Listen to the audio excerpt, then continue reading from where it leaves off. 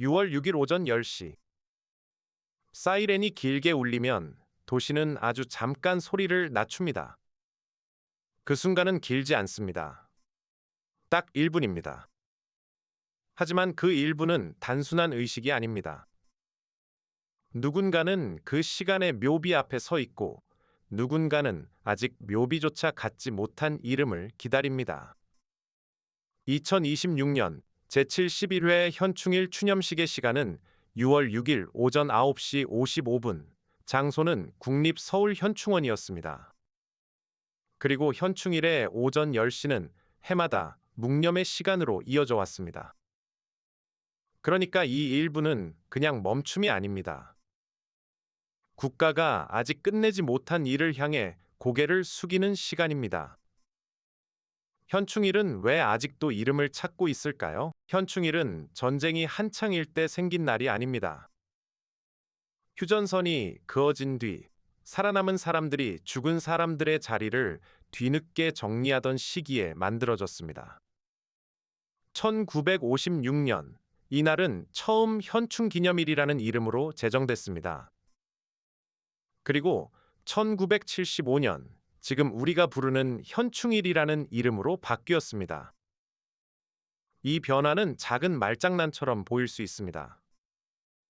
하지만 이름이 바뀐다는 것은 기억의 방식이 바뀐다는 뜻입니다. 기념일은 특정한 하루를 붙잡습니다. 현충일은 그 하루 안에 들어오지 못한 사람까지 부릅니다. 전쟁에서 돌아오지 못한 사람, 돌아왔지만 이름 없이 묻힌 사람, 이름은 있으나 유해가 없는 사람, 그리고 유해는 있으나 아직 가족에게 닿지 못한 사람. 현충일의 이야기는 바로 그 빈자리에서 시작됩니다. 전쟁이 끝난 뒤 국가는 먼저 묘역을 만들어야 했습니다. 1951년에는 군묘지 후보지를 찾는 답사가 시작됐고 1954년에는 국군묘지 공사가 착공됐습니다. 같은 해 무명용사탑이 세워졌고 1955년에는 국군묘지관리소가 만들어졌습니다. 그리고 1956년 무명용사가 처음 안장되고 제1회 현충일 추념 행사가 이어졌습니다. 순서가 중요합니다. 먼저 전쟁이 있었습니다. 그 다음 무덤을 만들 장소를 찾았습니다. 그 다음 이름을 알 수 없는 사람들을 모셨습니다. 그리고 그 앞에서 현충일이 시작됐습니다. 현충일은 추상적인 구호에서 출발하지 않았습니다. 흙과 유해와 위패와 묘역에서 시작됐습니다. 말로 기억하기 전에 먼저 공간이 필요했던 것입니다. 국립서울현충원 안에는 현충탑과 위패봉안관이 있습니다. 그 길을 따라가면 학도의용군 무명용사탑, 무명용사봉안관, 제1학도의용군 전몰용사 위령비도 만날 수 있습니다. 이 길은 단순한 동선이 아닙니다. 한국 현대사가 사람의 이름을 어떻게 보관하려 했는지 보여주는 지도입니다. 묘비의 이름이 새겨진 사람도 있습니다. 위패로 남은 사람도 있습니다. 무명으로 모셔진 사람도 있습니다. 같은 현충원 안에서도 기억은 한 가지 모양이 아닙니다. 누군가는 정확한 이름으로 남았고 누군가는 부대와 날짜와 장소만 남았습니다. 또 누군가는 아직 가족의 손에 돌아가지 못했습니다. 그래서 현충일의 질문은 단순하지 않습니다. 우리는 누구를 기억하고 있는가? 그리고 아직 누구를 찾지 못했는가? 학도의용군 무명용사탑은 이름부터 멈추게 만듭니다. 학생, 의용, 무명, 용사. 이 네 단어가 한 시설 이름 안에 함께 들어 있습니다. 이 탑은 1954년 10월 30일 처음에는 무명용사비로 세워졌습니다. 이후 1967년 9월 무명용사 5757위가 지하 봉안실로 옮겨졌고 학도의용군 48위가 탑 뒤 반구형 봉안함에 안장되면서 지금의 학도의용군 무명용사탑이라는 이름을 갖게 됐습니다. 여기서 숫자를 잘못 읽으면 이야기가 완전히 달라집니다.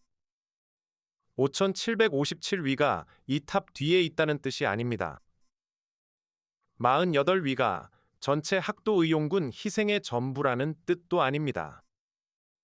이 장소가 말해주는 것은 하나입니다.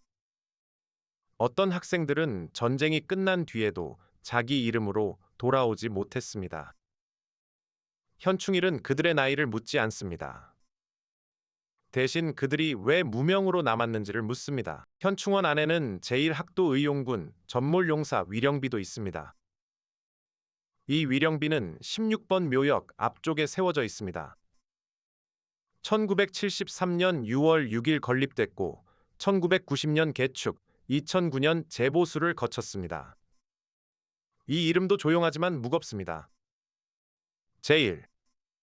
학도 의용군 전몰용사 제1학도의용군은 6.25 전쟁 당시 일본에서의 안정된 삶을 뒤로하고 자발적으로 참전한 청년과 학생들이었습니다.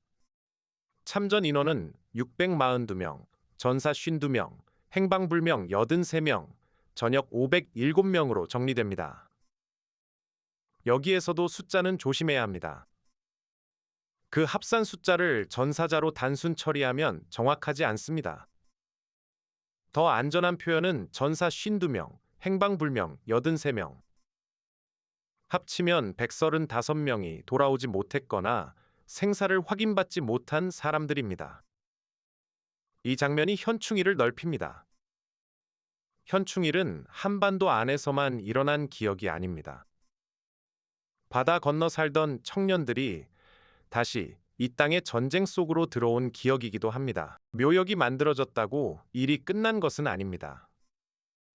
현충일이 지금도 현재형인 이유는 여기에 있습니다. 아직 돌아오지 못한 유해가 있고 아직 이름을 확인하지 못한 유해가 있습니다. 2026년에도 6.25 전사자 유해 발굴은 계속됩니다. 올해 발굴 목표는 209입니다. 이 숫자는 실적이 아닙니다. 아직 찾아야 할 방향을 보여주는 숫자입니다. 유해를 찾는 일은 산과 들에서 끝나지 않습니다. 발굴 현장에서 나온 유해가 가족의 이름으로 돌아가려면 유품과 발굴 정황, 법의학적 감식, 그리고 유가족 DNA 비교 분석이 함께 맞물려야 합니다. 그래서 현충일의 또 다른 장면은 조용한 실험실입니다. 흙을 털어낸 뼈, 기록 속 한 줄, 가족이 남긴 시료. 그 세 가지가 맞아떨어질 때 비로소 한 사람의 이름이 돌아옵니다. 2026년 3월 5일 기준 확보된 유가족 유전자 시료는 12만여 개입니다. 전사자 기준으로 환산하면 전체 미수습 전사자와 실종자 13만 3,711명 명 가운데 7만 6,444명, 약 57%의 유가족 시료가 확보된 상태입니다. 숫자가 커 보이지만 이 숫자는 아직 절반을 조금 넘긴 상태입니다. 왜 이렇게 어려울까요? 전쟁은 70년 넘게 멀어졌습니다. 부모 세대는 세상을 떠났고 자녀 세대도 고령이 됐습니다. 가족 관계 기록은 흩어졌고 어떤 가족은 자기 집안에 미수습 전사자가 있다는 사실조차 모릅니다. 전사자의 친가와 외가를 포함해 8촌 이내 유가족의 시료가 필요한 이유도 여기에 있습니다. 발굴된 유해와 유가족 유전자를 비교 분석해야 신원 확인이 가능하기 때문입니다. 현충일의 1분 묵념은 그래서 과거를 향한 정지만이 아닙니다. 살아있는 가족을 찾는 현재의 작업과도 이어져 있습니다. 2026년 3월 고 하창규 일병의 신원이 확인됐습니다. 그는 2026년에 세 번째로 신원이 확인된 호국 영웅이었습니다. 2000년 4월 유해 발굴 사업이 시작된 뒤 가족의 품으로 돌아간 국군 전사자는 총 271명으로 늘었습니다. 하창규 일병의 유해는 발굴 이후 유가족 DNA 시료와의 비교 분석을 거쳐 가족 관계가 공식 확인됐습니다. 이 장면은 숫자로 보면 작아 보입니다. 271명. 전체 미수습 규모와 비교하면 아직 너무 적은 수입니다. 하지만 가족에게는 다릅니다. 한 사람의 이름이 돌아오면 수십 년 동안 닫히지 않았던 문이 열립니다. 국가의 기록에서는 한 줄이 늘어나지만 가족의 시간에서는 한 생이 제자리로 돌아옵니다. 현충일이 아직 끝나지 않은 이유가 바로 여기에 있습니다. 묘역에 꽃을 놓는 일만으로는 충분하지 않기 때문입니다. 이름을 확인하고 가족에게 돌려보내고 다시 안장하는 일까지 이어져야 합니다. 2026년에는 제주특별자치도 전역에서도 6.25 전사자 유가족 집중 찾기가 진행됐습니다.